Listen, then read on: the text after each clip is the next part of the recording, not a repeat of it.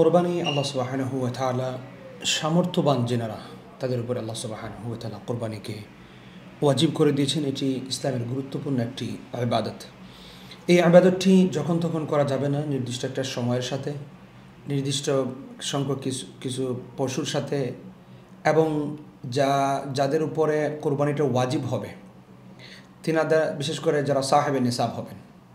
সাহেবে নেসেব হওয়ার ক্ষেত্রে ব্রিটেনে আমরা যারা বসবাস করি, যাদের কাছে 450 থেকে 500 বা 400 পাউন্ডের উপর থেকে ধরেন একটা অ্যামাউন্ট আপনার কাছে আছে, প্রয়োজনের অতিরিক্ত সম্পদের যদি বাহিরে এই পরিমাণ অ্যামাউন্ট আপনার কাছে থাকে, তাহলে আপনার উপরে কোরবানিটা ওয়াজিব হবে।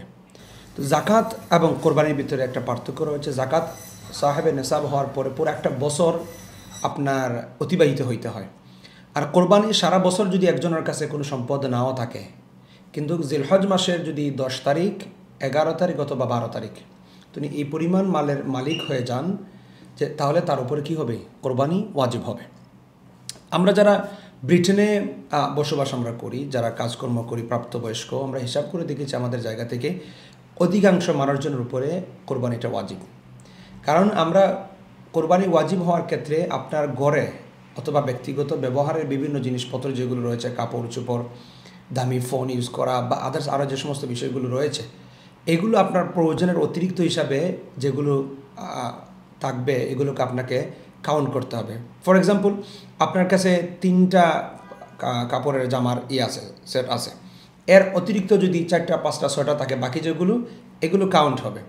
আপনার বাসায়, আপনি একটা বাসাতে থাকতেছেন, আপনার বাসায় টিভি রয়েছে, দামি দামি সোফা সহ আরও দামি দামি জিনিসপত্র রয়েছে, এগুলো কিন্তু প্রয়োজনের বাহিরে। একজন মানুষ তার ঘরে সোফা ছাড়াও থাকতে পারে। আপনার স্মার্টফোন 2টা 3টা, এগুলো আপনার স্মার্টফোন ছাড়াও তো মানুষ থাকতে পারে, এটা প্রয়োজনের অতিরিক্ত। তো হিসাব করে দেখা গেছে যে আমরা এই দেশে যারা বসবাস করি, আমরা অধিকাংশ মানুষজনের উপরে কোরবানি ওয়াজিব।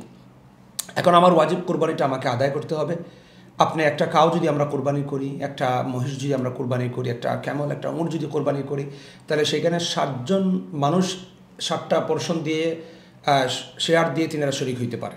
তো আপনার উপরে যদি ওয়াজিব কোরবানি হয়ে থাকে, তাহলে আপনি একটি কাউয়ে 7 জনের সাথে আপনি অংশীদার হয়ে দিতে পারেন, অথবা একটি গৌট অথবা একটি শিপ, একটি ছাগলও আপনি আপনার পক্ষ থেকে আপনি আদায় করতে পারেন।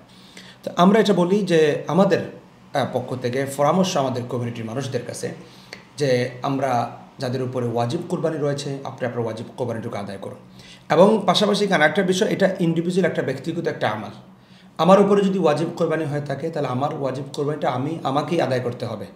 আমার ওয়াইফের উপরে যদি ওয়াজিব কোরবানি হয়ে থাকে, উনিও যদি সাহেবে নেসাব পর্যাপ্ত মালের মালিক হয়ে থাকেন, অতিরিক্ত মানে প্রয়োজনের অতিরিক্ত যে সম্পদটা, যেটা আমরা বললাম 450 থেকে 500 অথবা 400 পাউন্ডের উপরে, এই পরিমাণ সম্পদ যদি আপনার কাছে থাকে, এখন নাই কিন্তু আপনার জিলহজ মাসের 10 তারিখ হয়ে গেছে, 11 তারিখ হয়ে গেছে, ইভেন 12 তারিখ পর্যন্ত আপনার হয়ে গেছে, তাহলে আপনাকে কোরবানিটা আদায় করতে হবে।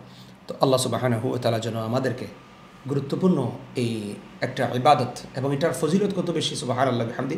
আল্লাহ রাসূল সাল্লাল্লাহু আলাইহি ওয়াসাল্লামকে প্রশ্ন করা হয়েছিল যে কোরবানি কি, কোন জিনিসের নাম?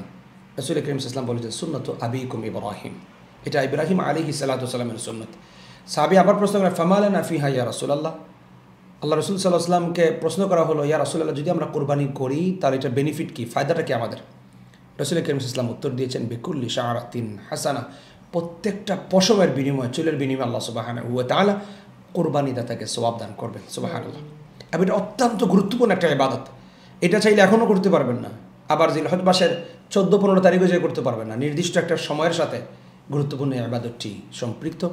আর আমরা ইবাদতটুকু, এই কোরবানিটা করব কেবলমাত্র শুধুমাত্র আল্লাহ সুবহানাহু ওয়া তাআলার জন্য। আল্লাহকে ভালোবেসে আল্লাহর জন্য কোরবানি হবে। তাহলে এই কোরবানিটা আল্লাহ সুবহানাহু ওয়া তাআলার ভালোবাসা, আল্লাহর পক্ষ থেকে মাগফিরাত, রহমতের একটা কারণ বনে যাবে। আল্লাহ যেন আমাদেরকে তৌফিক দান করেন আমরা যারা কোরবানি দিব। এবং কোরবানি দেওয়ার ক্ষেত্রে আপনি কোথায় কোরবানি দিতেছেন, কার মাধ্যমে, যার মাধ্যমে কোরবানি দিতেছেন, আপনার কোরবানিটা যথাযথভাবে আদায় হইতেছে কিনা, এই বিষয়গুলো খেয়াল রাখতে হবে আমাদের। আল্লাহ সুবহানাহু ওয়া তাআলা যেন আমাদের এবং আপনাদের সকলের নেক আমল সমূহকে যেন কবুল করেন। কোরবানি সহ যত ইবাদত বন্দেগী আমরা করতেছি করবো, আল্লাহ যেন সবগুলোকে কবুল আর মঞ্জুর করেন। আল্লাহুম্মা আমিন।